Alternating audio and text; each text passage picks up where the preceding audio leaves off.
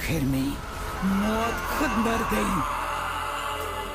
কেরালার গহীন অরণ্যে শুরু হয়েছে দক্ষিণী সেন্সেশন রশ্মিকা মান্দানার নতুন মিশন। নারীকেন্দ্রিক অ্যাকশনধর্মী চলচ্চিত্র মাইসার জন্য নিজেকে বদলে ফেলছেন এই অভিনেত্রী। শুধু গ্ল্যামার নয়, বরং পেশিবহুল এক দুর্ধর্ষ যোদ্ধা রূপে পর্দায় হাজির হতে গত কয়েক মাস ধরে নিচ্ছেন কঠোর শারীরিক প্রশিক্ষণ।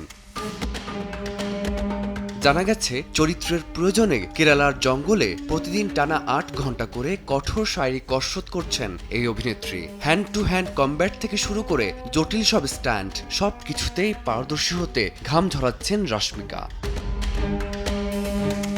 পরিচালক রাউইন্দ্রা পুল্লের নির্দেশনায় প্রতিটি অ্যাকশন দৃশ্য যাতে বাস্তবসম্মত হয় সে লক্ষ্যে নেওয়া হচ্ছে পেশাদার প্রশিক্ষণ। নির্মাতার দাবি, এই সিনেমার মাধ্যমে দর্শকরা অ্যানিম্যাল খ্যাত অভিনেত্রীকে এমন এক রূপে দেখবে যা তাকে আগে পর্দায় কল্পনা করা যায়নি।